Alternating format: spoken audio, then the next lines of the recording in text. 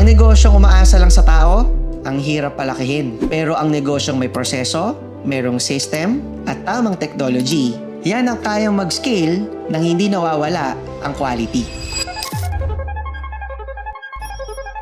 Bakit nga ba mahalaga ang proseso?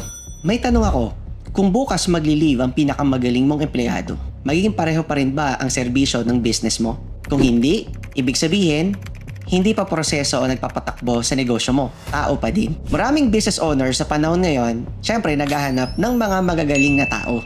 At tama naman yon. Dapat qualified ang mga nakukuha mo. Pero sa negosyo, hindi sapat na may magaling kang tao. Kasi kapag ang negosyo mo nakaasa lang sa galing ng tao, delikado yan. Kapag wala siya, bumabagal ang operation. Kapag nagkamali siya, apektado ang customer service. Kapag umalis siya, parang kasama niyang umalis ang quality ng business mo.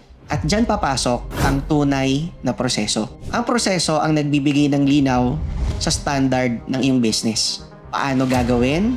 Kailan gagawin? Sino ang gagawa? At ano ang tamang resulta? Kapag may proseso, mas mabilis lang mag-train ng tao. Mas kokonti ang mali.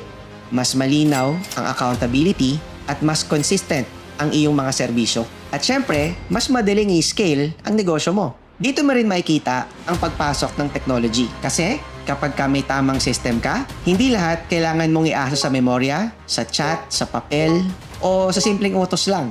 Kapag may system, may record, may workflow, may visibility. At syempre, higit sa lahat, may data. Mas nakikita mo kung saan bumabagal, saan nagkakamali, at saan pa pwedeng pagandahin. Ang totoo, ang customer hindi naman bumabalik dahil minsan kang naging magaling. Bumabalik sila dahil alam nila na maaasahan ka. At ang trust, hindi nabubuo yan sa tsamba. Nabubuo yan sa paulit-ulit na consistency at magandang customer experience. Ang negosyong umaasa lang sa tao, ang hirap palakihin. Pero ang negosyong may proseso, merong system, at tamang technology, yan ang kayang mag-scale nang hindi nawawala ang quality.